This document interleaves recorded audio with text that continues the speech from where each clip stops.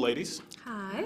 Welcome back to Chicago for both of you. Welcome home for you. Lyric, what's it like for you being part of a big project really close to home in your own city? Actually, it's close to home in a couple of ways. Yeah. When I was little, I was a huge fan of Marvel. I think I was about 2 when I actually got into, well, my dad got me into it and said, listen, this is what we're gonna do. For like every new Marvel release from that point on. And yeah, one of my dreams growing up was just to get some type of local job like Chicago Fire, Chicago PD as an extra or something, just to work in the city. Same. You know what I mean? Right, exactly. It's always the goal when you see the sets on the streets Yeah, and everything. yeah, Absolutely. this is everything. And now you've reached it in a big way, playing the AI and everything. Absolutely. Absolutely. It's And crazy. Dominique, being in Chicago, usually these MCU projects are in like LA, Yeah. New York, DC, San Fran. Being in the Midwest, what was that like for you? It's incredible. I love Chicago. I always have, honestly. I've had such a sweet spot for the city, even before this project came about. So to get to lean into the people and that I love that are from here was really a gift. Now, we first met Riri Williams in Wakanda Forever, battling Atlanteans or Talakians or blue people of some sort, helping the Wakandans. Has that journey changed Riri Williams at all when we see her in the show? Oh, you know it has. Absolutely. Little did she know that the things she was tinkering with in her lab would get her into all that trouble or get the Wakandans into all that trouble. So she's got a lot of reflecting to do when she goes back home, for sure. No doubt about it. And Lyric, I mean, we get a new character here in Natalie, and you get to really have a lot of fun here, being the AI voice for the Ironheart suit here. But also, I think y'all's dynamic in the show is really the heart of this. And I went in ready for a nice little geeky little time. I'm like, oh my gosh. Emotions, feelings, depth. Oh my God. Coming at you fast. Way too fast. Lyric, what was it like for you bringing really the heart of this together with your character in Natalie? Oh my God, so many colors. So many colors. Yeah. Just to Natalie alone, but just as you said, you know, to the relationship between her and Riri is exactly what I was looking for at the time that it came to me. And I was just super excited about starting that journey. They basically gave me somewhat of a blank canvas when the audition came through.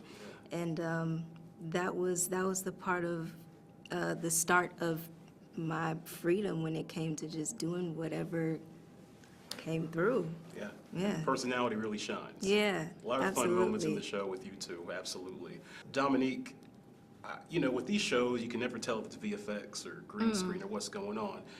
Is the suit, is there any part of it that's practical? Did you get to actually be in a suit at any point? Absolutely, absolutely. I mean, between Wakanda Forever and this, I have had a whole lot of suit experience, absolutely. And what's that feel like? Oh, man. It's grounding, for sure. Wake you up real quick to Miss Riri Williams and the scale of her ambition. But just on the technical side, this time around, there were a lot more modifications to the practicality of it.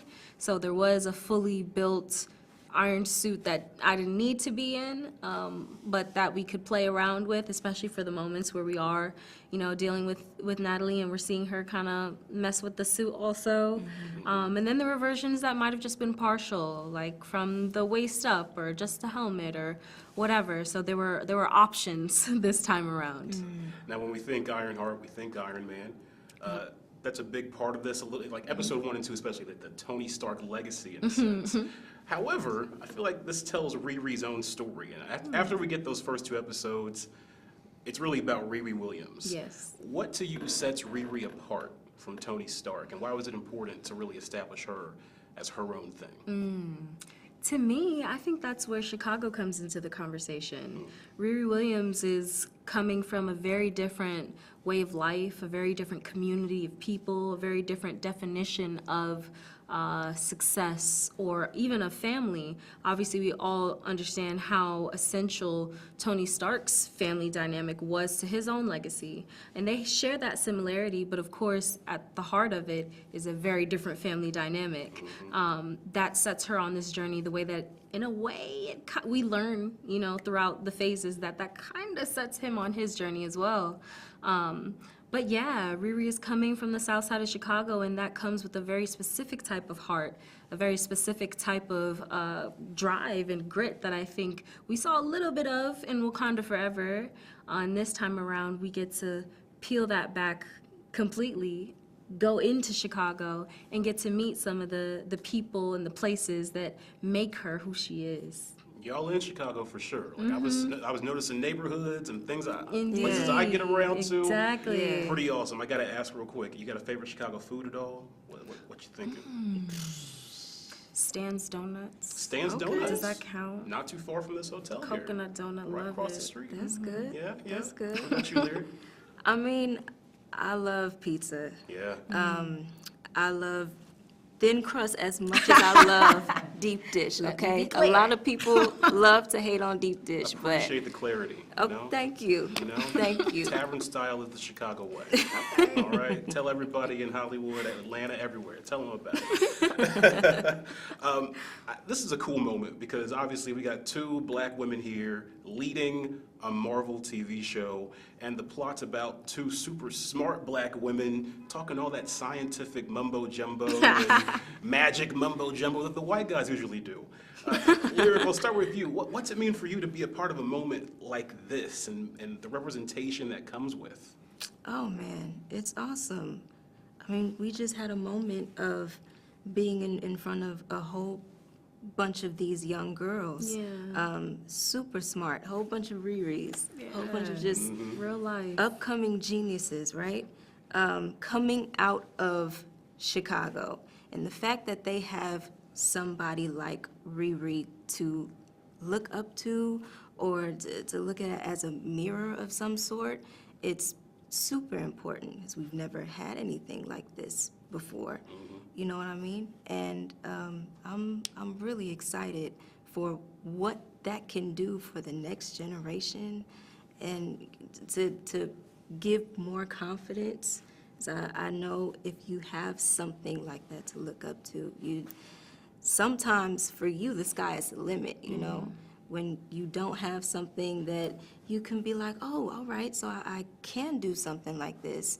It's a little harder to actually prove to yourself that you are capable and you should be in certain rooms because you don't have that type of representation. But now things are changing. Dominique, what about you? I mean, one of my favorite videos I saw, you were at the Atlanta school, STEM school, Oh, dancing, man. the kids embracing Oh, you. You had the gosh. moment at MSI today and everything. Just for you, being a part of this. You are Riri Williams. You represent smart black girls across America and the world. It's incredible. It really is. It's been making me reflect a lot on why I even said yes to begin with, you know? I've heard a lot of people say, oh, it must have been an easy yes, the easiest yes for you in your life. And that's not exactly my truth, you know? It definitely required some consideration to think about what it would mean and what it would look like for Dominique Thorne to step into the MCU and to play this character. And as I'm sure you could imagine, the mind goes to 1,000,001 places.